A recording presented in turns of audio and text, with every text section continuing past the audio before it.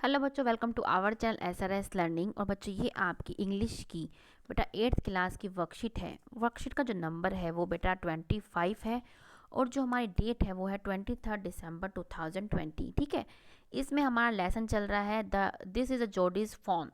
ठीक है, पहले लेसन को समझने से पहले हम जो दो क्वेश्चन है उसको सोल्व कर लेते हैं कि how would you feel if you loss your PAT, कि अगर आपका जो पैट है वो लॉस हो जाए तो आपको कैसा लगेगा। सैड, हर्ट, डिसअपॉइंटमेंट, होपलेस या एनी अदर। तो आपको क्या होगा, आप बहुत ही सैड हो जाएंगे। ठीक है, सैड हो जाएंगे, आपको बहुत ही दुख होगा आपको। कि would you try to find it, क्या आप उसको ढूंढने की कोशिश करेंगे। और कैसे, आप क्या लिखेंगे, येस आई विल, कि मैं करूँगा, येस आई विल। और कैसे, कि आई विल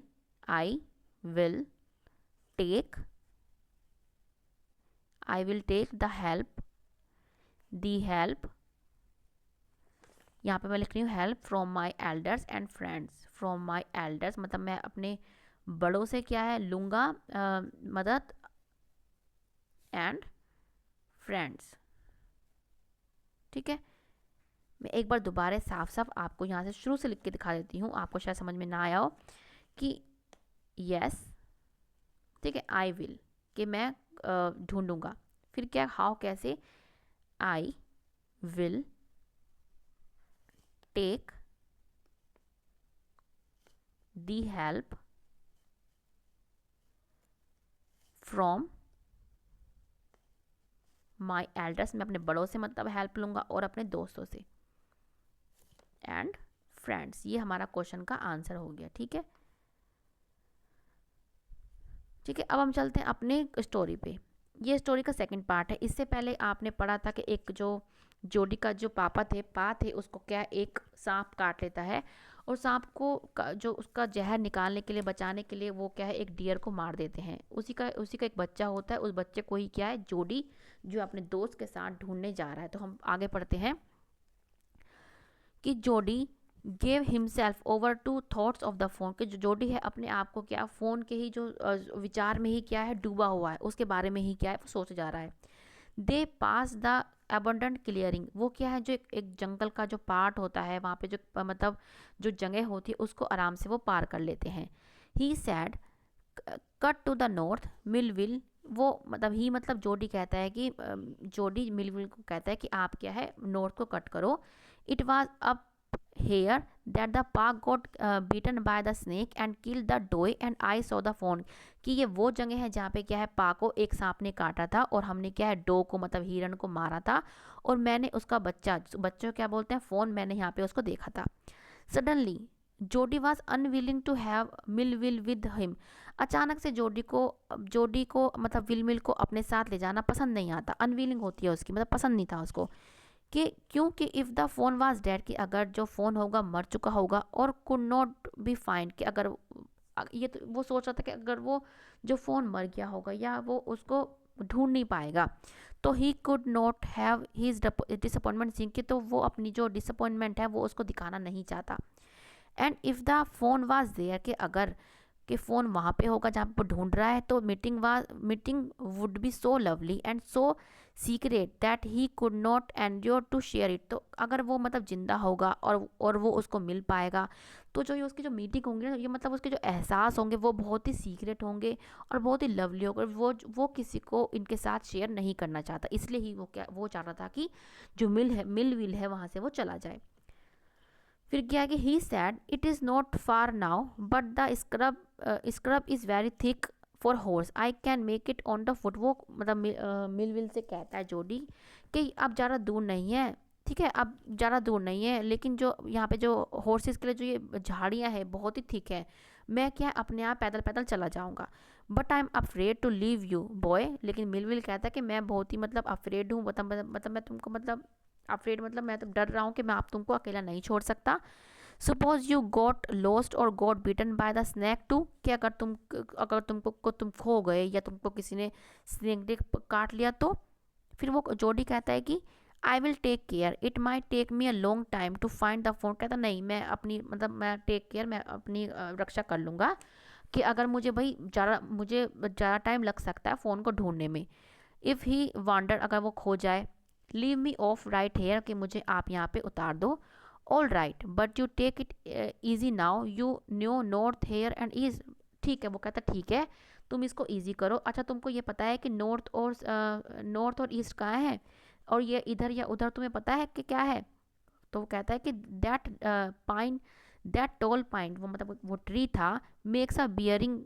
तो ये वो कहता है ये जो पाइन है इसको देखो, सो लॉन्ग, ये बहुत लॉन्ग है, so long मिलवेल I am obliged. वो मतलब उसको बताता है कि अगर तुम खो जाओ या तुमको पता ना चले कि इधर क्या है उधर क्या, तो इस टोल पाइन मतलब जो एक पेड़ है इसको ध्यान में रखो, ये अब तुमको एक दिशा बताने का काम करेगी। He waited for the sound of the horse to end then cut to the right. फिर उसने क्या है, जब तक उसने वेट किया, जब तक कि जो उसको हॉर्स के चलने की जब तक उसकी ख़त्म नहीं हो गई आवाज़, उसने मतलब वेट किया और फिर वो राइट चला उसको ढूंढने के लिए। तो ये हमारी बच्ची स्टोरी है, हमने इसको बहुत अच्छी तरह समझ ली।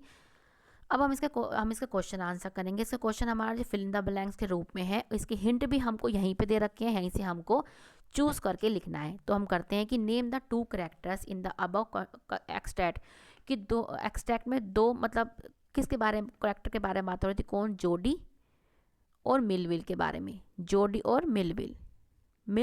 बेटा मैं मिटोती जाऊंगी क्योंकि मैं जगह नहीं है, तो मैं इसका मतलब करती रहूँगी। जोडी एंड मिलविल, ये रहा मिलविल की स्पेलिंग गलत हो गई। जोडी आएगा हमारा, जोडी और मिलविल, विल है बेटा, ये आप सही कर लेना। मिलविल, ये रही आपकी स्टोरी, ये राइट, ठीक है।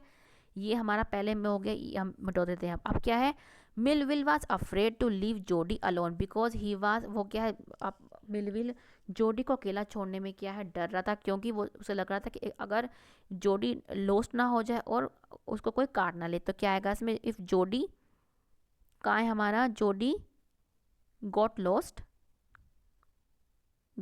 लॉस्ट आएगा यहाँ पे, कि वो कहीं खो ना जाए, और क्या है वो, और उसको कोई गॉट बीटन, क्या अगर मतलब वो सोचा था कोई इसको मतलब स्नेक काट ना ले या वो खो ना जाए, तो गॉट बीटन, ठीक है। अब पढ़ते हैं आगे, सी पे बढ़ते हैं कि Jody did not want Millwheel to come with him because of 2 reason, के 2 रीज़न के लिए वो उसको ले जाना नहीं चाहता था। पहला क्या था कि if the fawn was dead, कि अगर फ़ोन जो डेड हुआ, और कुड नॉट बी फाउंड, अगर वो नहीं मिला, तो he could not have his disappointment seen, के वो अपनी जो डिसअपॉइंटमेंट है किसी को नहीं दिखाना चाहते। यहाँ पे क्या आएगा, डिसअपॉइंटमेंट। स्पेलिंग पर ध्यान से लिखना, देख के आप ढंग से लिखना, मैं तो ऐसे लिख रही हूँ लेकिन आप यहाँ से देख के लिखना, डिसअपॉइंटमेंट, ठीक है। ये हमारा आ गया। अब हम बढ़ते हैं इसके सेकंड पे, कि इफ़ द फोन, अब वो कह रहा था कि अगर फ़ोन वहाँ पे होगा, कि if the fawn was there the meeting would be so lovely, कि जो मीटिंग होगी वो बहुत ही लवली होगी, एंड सीक्रेट होगी, और बहुत ही सीक्रेट होगी, कि that could not be share, मतलब वो जब अगर वो फ़ोन जिंदा हुआ तो मतलब वो कह रहा था कि ये जो मीटिंग होगी ना मेरे साथ, वो बहुत ही प्यारी होगी और सीक्रेट होगी, मतलब वो किसी के साथ इसको शेयर नहीं करना चाह रहा था अपनी फीलिंग को, ठीक है। अब क्या है कि डी क्या है कि what acted as a compass in the forest, के फॉरेस्ट में एक कंपास के रूप में, मतलब एक दिशा निर्देशक के रूप में किसने काम किया था, वो किया था टोल।